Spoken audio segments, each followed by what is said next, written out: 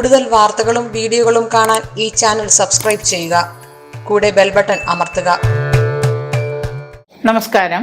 ആഗ്രഹ സബലീകരണത്തിനും ഉദ്ദിഷ്ട കാര്യസിദ്ധിക്കും നവഗ്രഹ വഴിപാട്. നവഗ്രഹങ്ങളെന്ന് നമുക്കറിയാം. നമ്മൾ നവഗ്രഹ ക്ഷേത്രങ്ങളിൽ പോവാറുണ്ട്, നവഗ്രഹങ്ങളെ തൊഴുതു മടങ്ങാറുണ്ട്. എങ്കിൽ തന്നെയും നവഗ്രഹ വഴിപാടിലൂടെ ജീവിത വിജയം നേടാം എന്നുള്ളതാണ്. നവഗ്രഹ വഴിപാട് എന്ന് പറയുമ്പോൾ നമുക്ക് എല്ലാ ഗ്രഹങ്ങളെയും നമ്മൾ ഒരുപോലെ കാണുന്നു ഒരു സമയം. ഇപ്പോൾ നമ്മുടെ ജാതകത്തില് മഹാദശാകാലം ശനിയാണ് എന്ന് വിചാരിച്ച് ശനിദശ മാത്രമേ നമ്മൾ പൂജിക്കാറുള്ളൂ, ഭജിക്കാറുള്ളൂ.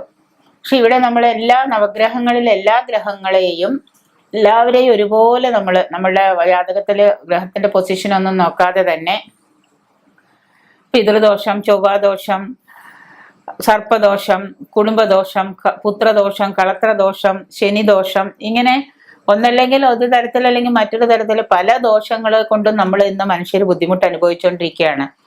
ഓരോ മനുഷ്യനും ചിലപ്പോൾ ഇതിൽ ഒന്നോ രണ്ടോ ദോഷങ്ങൾ ഒരുമിച്ച് അനുഭവിക്കുന്ന ആളുകൾ ഉണ്ടാവാം. ഏതെങ്കിലും ഒരു ദോഷം തീർച്ചയായിട്ടും നമ്മൾ ഈ ഒരു സമയത്ത് ഇങ്ങനെ അനുഭവിച്ച് കടന്നു പോകുന്നുണ്ട്. ഇനിയിപ്പോ ഒരു ദോഷം ഇപ്പൊ ഇല്ലെങ്കിലും ഇതിനു മുൻപാണെങ്കിലും നമ്മൾ അനുഭവിച്ചിരുന്നു എന്ന് തന്നെ നിസ്സംശയം നമുക്ക് പറയാം.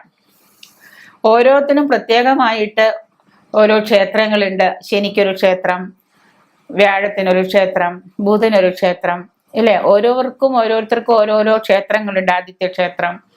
ഇപ്പോ ഈ ക്ഷേത്രങ്ങള് ഓരോന്നും നമ്മുടെ കേരളത്തിൽ അധികം ഇല്ലെങ്കിലും ബുധക്ഷേത്രം ഒന്നുമില്ല. തമിഴ്നാട്ടിലെ ഓരോന്നിനും ഓരോ പ്രത്യേകമായിട്ട് ക്ഷേത്രങ്ങളുണ്ട്. അവിടെ ഓരോരുത്തരും ഓരോ ക്ഷേത്രത്തിൽ പോയിട്ട് ഓരോ ദശാകാലത്തും മഹാദശാകാലത്തും ത്രിദശാകാലത്തും ക്ഷേത്രങ്ങളിൽ പോയിട്ടാണ് വഴിപാടുകളൊക്കെ കഴിക്കുന്നത്. നമ്മുടെ ഇവിടെ അങ്ങനെ ഇല്ലാത്തത് കൊണ്ട് മൊത്തമായിട്ട് നമ്മൾ നവഗ്രഹങ്ങളെയാണ് ഭജിക്കുന്നതും നവഗ്രഹങ്ങൾക്കാണ് വഴിപാടുകൾ കഴിക്കുന്നതും. മിക്കവാറും എല്ലാ ക്ഷേത്രങ്ങളിലും നവഗ്രഹ സന്നിധിയുണ്ട്. വളരെ കുറച്ച് ക്ഷേത്രങ്ങളിൽ മാത്രമേ നവഗ്രഹങ്ങളുടെ സന്നിധി ഇല്ലാതെയുള്ളൂ. പ്രധാന ദേവനെ വണങ്ങിയ ശേഷം നവഗ്രഹ സന്നിധിയിൽ 9 പ്രദക്ഷിണം വെച്ച് നവഗ്രഹങ്ങൾക്ക് 9 പ്രദക്ഷിണം വെച്ച് പ്രാർത്ഥിച്ചാല് നവഗ്രഹ ദോഷം അകലും എന്നാണ് വിശ്വാസം.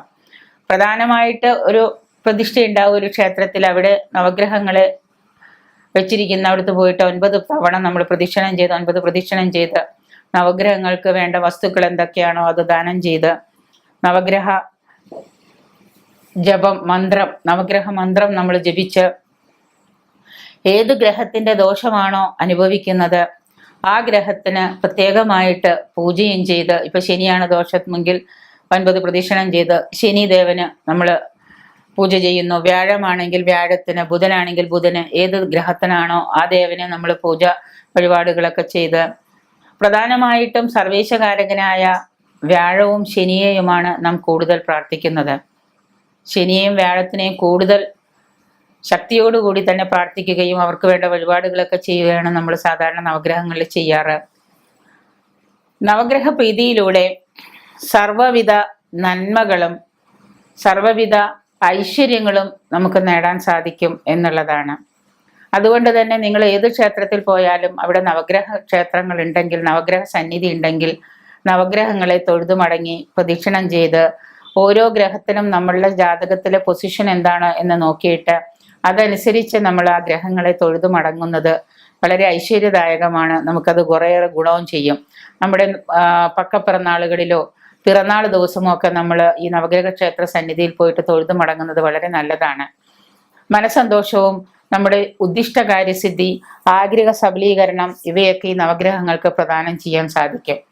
അതിനുശേഷം നമ്മളുടെ ഗ്രഹങ്ങളുടെ പൊസിഷൻ നോക്കിയിട്ട് അതിന് വേണ്ട വഴിപാടുകളും ദാനങ്ങളും എന്താണ് എന്നുള്ളത് നോക്കിയിട്ട് ഓരോ ഗ്രഹത്തിനും ഓരോ ദാനം പറഞ്ഞിട്ടുണ്ട്. ഇപ്പൊ ആദിത്യന് ഗോതമ്പാണെങ്കിൽ ബുധന് പച്ചപ്പയറാണ്. അപ്പൊ അതിനനുസരിച്ചിട്ട് നമ്മൾ എന്താണ്, ശനിക്കാണെങ്കിൽ എള്ളാണ്. അപ്പൊ ഇങ്ങനെ അത് മാത്രം നോക്കിയിട്ട് നമ്മൾ അതുകൂടെ ദാനം ചെയ്യാനും നോക്കിക്കഴിഞ്ഞാൽ തീർച്ചയായിട്ടും നമുക്ക് എന്താണ് ഒരുപാട് നവഗ്രഹ പ്രീതി വരുത്താൻ സാധിക്കും.